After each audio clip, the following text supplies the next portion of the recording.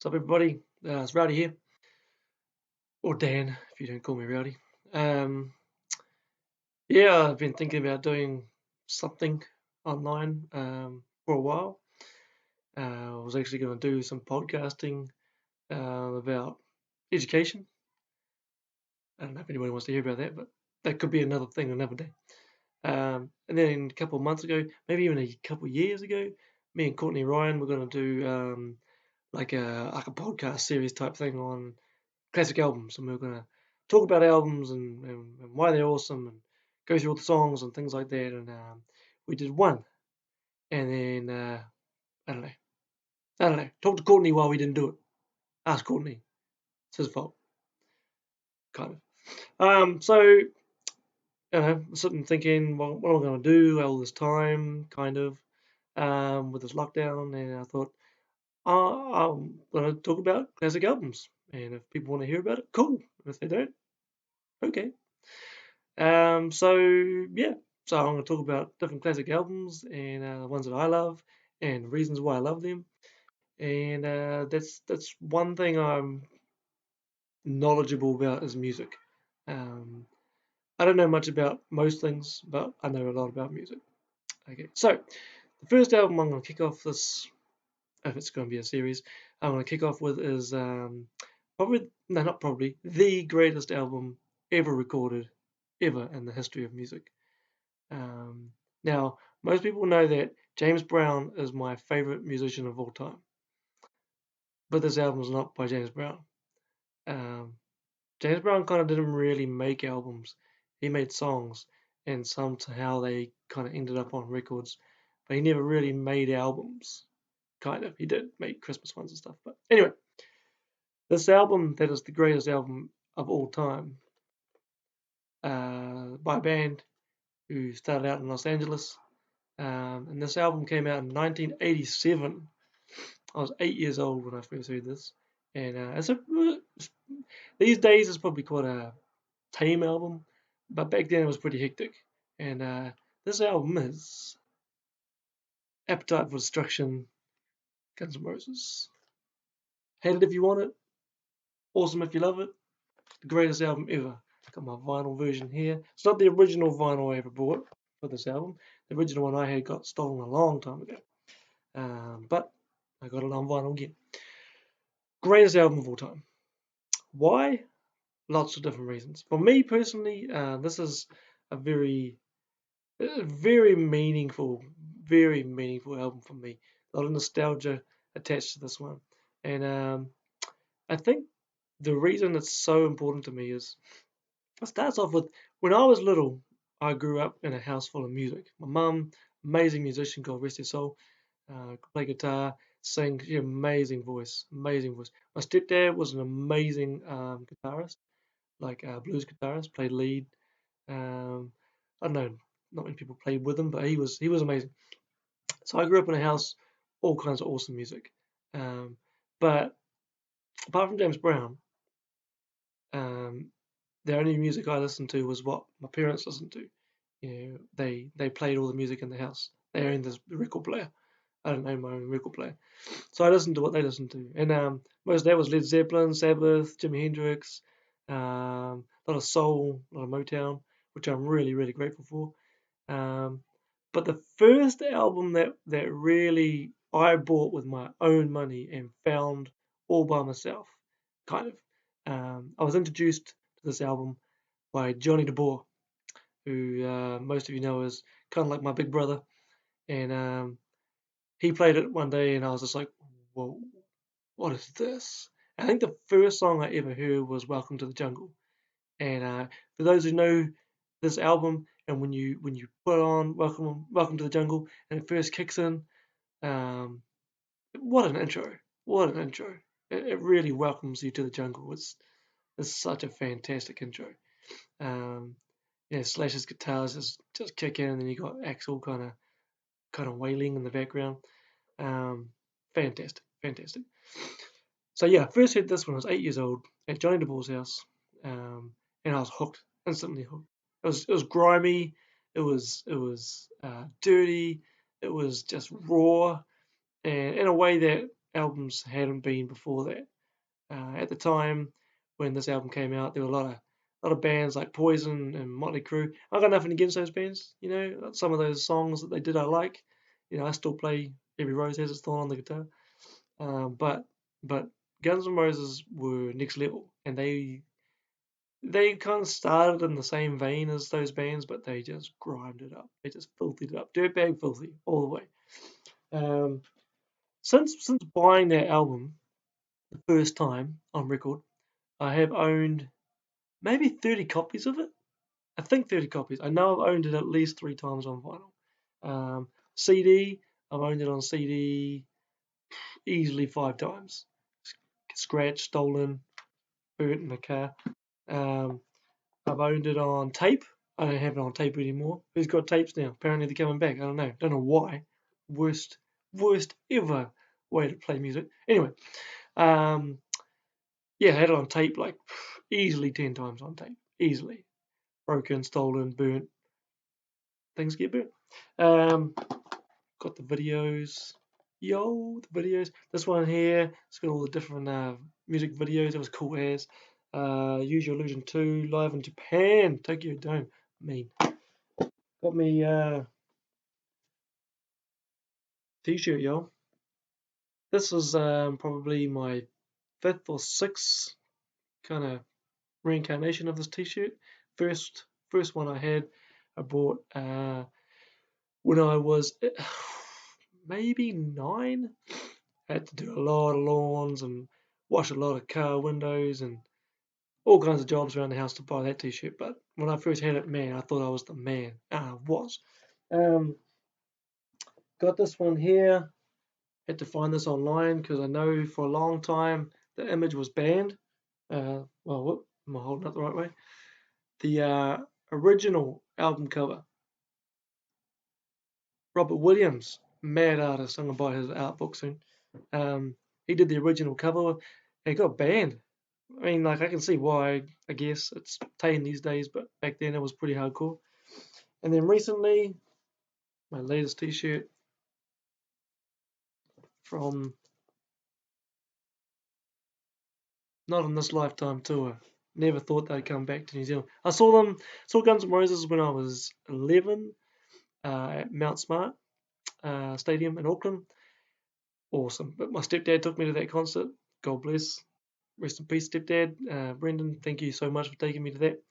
And then I managed to complete the cycle when I took my daughter and my wife came with us to Guns N' Roses when they came for the Not in This Lifetime tour. Oh man, it was amazing. Was it? I think they were better when they came back than they were in. Was it 91? No, it was 93. 93 when they came back. No, here in 93. I reckon when they came back this time, they were better. All right, so starting off with why is this the best album of all time? Well, it was raw. It was raw. It was dirty. It broke through a whole kind of barrier of hair metal. Pushed into a new age where bands were like, "Yo, let's get grimy. Let's get some dirt on these guitars. Let's get some nastiness going." Um, it really, I don't know. It's an inspirational album. Lots of different artists say, "Yeah, that album is fantastic." You don't like Guns N' Roses? Fair enough. Whatever. You're wrong. But yeah, so we'll start with the first track, Welcome to the Jungle. Just an exceptional song. Exceptional song. Great intro to the album. And it just sets the pace, sets the standard, sets the grime for the rest of the album. And it's got some amazing guitar work in there. Second song, It's So Easy. When I first heard that, I actually didn't know that was Axl singing. I remember saying to Johnny, like, who's that? Who's singing on the song? It's just a different tone, I suppose. When I was young, my young ears couldn't hear it was Axl. I think it's the very first time I mean, I'd heard the F word plenty of times. The house I grew up in wasn't a sainthood or priesthood. I'd heard the F bomb before, but that song, when he's like, why don't you just, yeah, that was like, whoa, can you say that on a record? Can you say that? You can? Oh my god. This is before I'd heard NWA. This is before I'd heard I mean, most things I'd heard were pretty tame up until that point. Zeppelin never really swore. Hendrix never swore. Sabbath were dark and doomy, but they never swore. So that was the first time I heard like explicit language smashing through a stereo, and it was just like, whoa, oh my god. And my mum, she was cool with me listening to that kind of music. At the same time, she was like, "Whoa, that's pretty intense, dude." But hey, got away with it. Great song, great song. Next song, Night Train. When I was little, I thought that song was about catching the train at night time. I had no idea it was about a brand of wine called Night Train that apparently like leaves the nastiest hangovers, just punches you and leaves you feeling pretty wrecked in the morning. But and I only really kind of put two and two together when I was watching the Blues Brothers one time, and Jake's like, no, Elwood's, he wakes up and he's like, damn that Night Train. I'm like, oh, yo, it's the one. And then did some research when I got older and found out it was a brand of wine.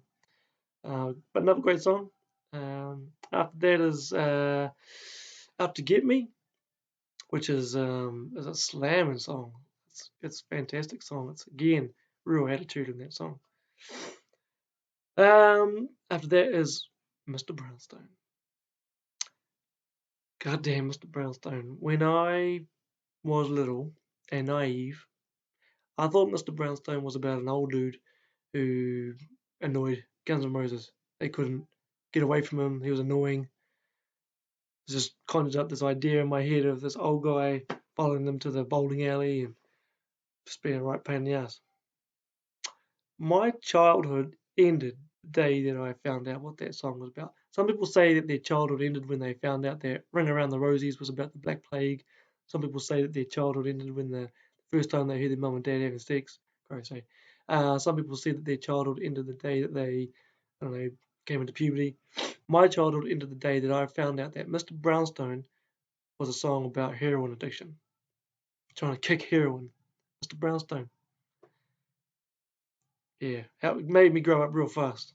But still love that song. The way that Slash plays that with the wah pedal, and I'm pretty sure it's a wah pedal. Jake Booth, if you're watching, maybe you can do some research and see if I'm wrong on that one. Yeah, fantastic song though. But yeah, opened my eyes to a whole new world of rock. After that comes Paradise City. Paradise City, which is a long song, but it was back then.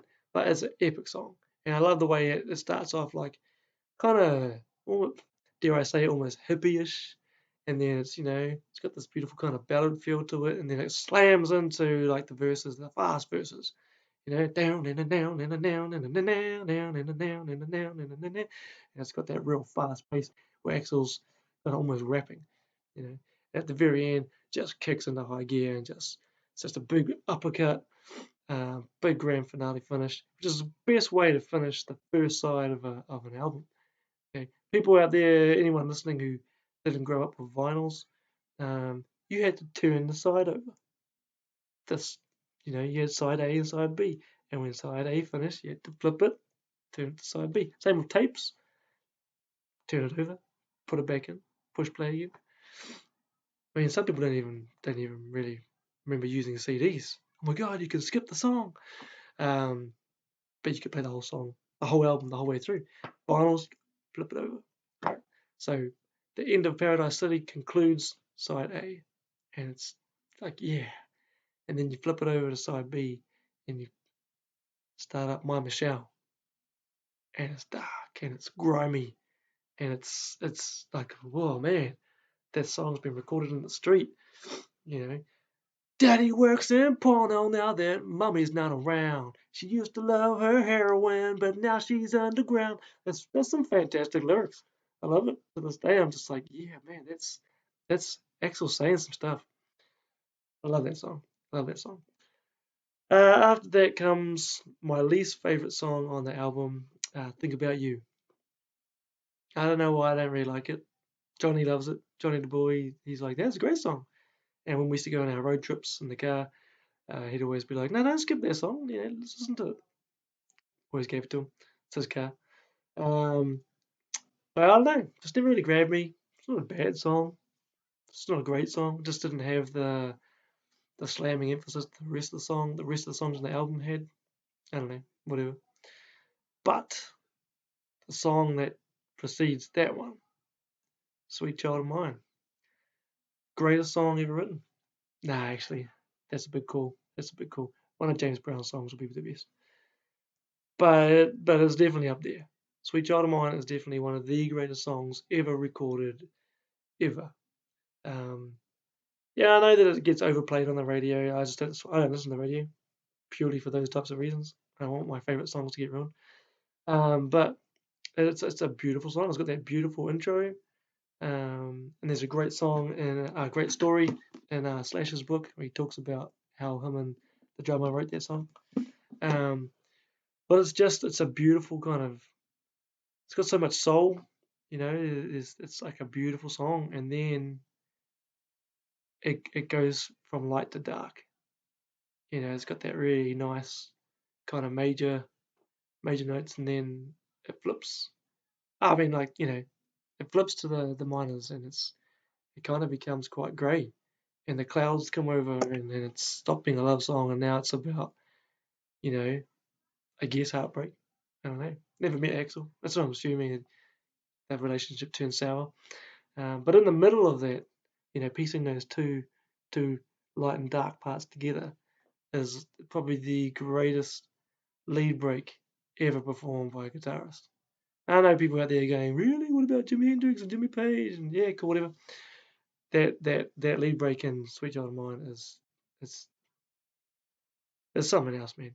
I just never get sick of hearing it. And when I see people play it live in like cover bands, I always go up to the guitarist afterwards and like, yo, good work, dude. You nailed that. You nailed that. It's an exceptional piece of guitar. Regan Aspen, I know you can play that song. I know you can play it full notes, like the whole way through, lead break and all. That's why Regan Aspen's one of the badass players, one of the best guitar players in Hamilton, probably New Zealand, maybe the world. I don't know. Regan, go find out. All right, after Sweet Child of Mine, we got Crazy. You're Crazy, which is great. It's just probably about as punk rock as you get on the album, and it's just another slamming song. I'm not gonna say too much more about it. It's great. After that is Anything Goes, which is that's a sexy song. And then he's singing about some sexy things. That's fantastic. I love it. I love it. Every time I listen to it, I'm like, oh, I wonder what the missus is doing tonight. She's keen. It's good. It's a sexy song. It's the kind of song you want to put on, and yeah, that's it. That's it. All right, so last song on the album, Rocket Queen. Holy day, Rocket Queen it's the best way to end the album. It's the perfect song to end the album. Yeah, it's like when I think about that song being recorded, some reason I feel like it was recorded with the lights off. It's just a dark feeling to the song, but yeah, their whole album, the whole Appetite, the whole album is from LA's streets, the streets of LA. It's got grime on it, and Rocket Queen I wouldn't say it's the grimiest song on the album, but it's got some darkness to it. But then the very end, it kind of breaks down almost ballad styles and flips into this kind of beautiful symphony. And it finishes on a really pretty note. I don't know how Guns N' Roses did it. Mike Clink, I'm pretty sure, is the producer on the album. Let me check. Mike Clink. Yeah, I can't tell. I can't remember. Somewhere I remember reading that Mike Clink was the producer, engineer. But yeah, he did a great job with that. And I know from reading Slash's book, like the songs definitely came into fruition when their producer helped them out. But yeah, beautiful ending to their album. It's a fantastic album. So there we go. There's my thoughts and opinions on Appetite for Destruction. In my opinion, it's going to be the greatest album of all time, forever, forever. I've never had an album top it. And everyone's like, "What about Tool?" I mean, Tool don't get to be part of the classic album, greatest albums ever made discussion. Because as far as I'm concerned, Tool are not human beings. They're aliens from another planet, and their music is not of this world, so you can't compete. Can't compete. Peace, y'all. If you enjoyed this and you want to hear me do some reviews of some other classic albums, maybe at greater length and more detail, leave some comments, and I might do some more. But till then, stay safe. COVID, you dick. I miss my friends. I miss my friends. I miss listening to music with my friends. Yeah. Stay safe.